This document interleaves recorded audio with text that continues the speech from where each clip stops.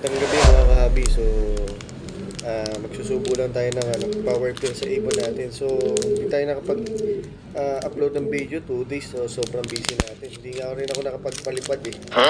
So, although condition naman yung mga ibon natin. So, pero ayan, so check natin. Papakita ko sa inyo kung anong condition ng dalawa. So, Friday, kargahan na naman. Kaya, eto, magkukondisyon muna tayo ng ating mga ibon. Okay? Tara, kunin natin yung mga ibon. Ito pala si Flynn.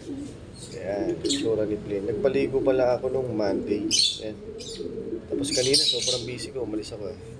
Kaya hindi natin sila masyado naasikaso. Although maganda naman yung ibon, condition nila okay na okay.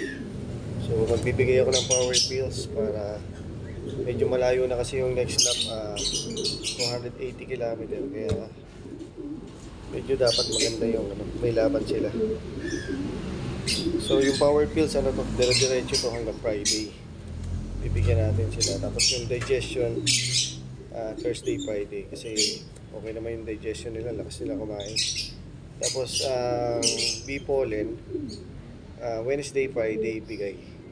So dati isang beses ko lang binibigay yun. Ngayon, 2 beses ko na yung bibigay, Wednesday tsaka Friday. Para medyo maganda-ganda na.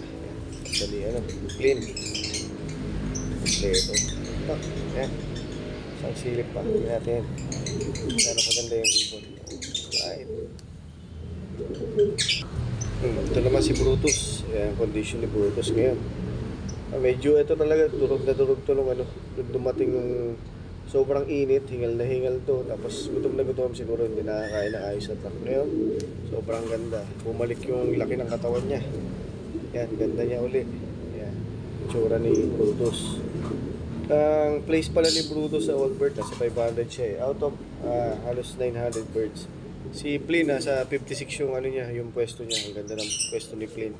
So, subaybayan niyo si Flynn. Medyo lumalaban siya sa mga mga bigating player dito sa Laguna. Kumbaga hindi rin siya nagpapatalo. So, baka taya ko pa yan ng Open YB category sa Friday. Tataya tayo sa kanya. Marami siyang nakataya. Sa yung first lap, ito bibilib ka rin dito kasi hindi siya nagka-cut off. Yung first lap, ang daming matulin na ibon. Nasa 1,000 speed. Pero yung second lap, na medyo durugan, hindi nag-clock yung mga ibang ibon. Pero ito kahit hirap na, ang laking ibon ito Sabi nila pag malaki, hindi daw maganda. Pero marami yung kasabay na maliliit na ibon, hindi nag-clock nung second lap. Kaya hindi rin natin masabi. Kaya kailangan kondisyon talaga ibon.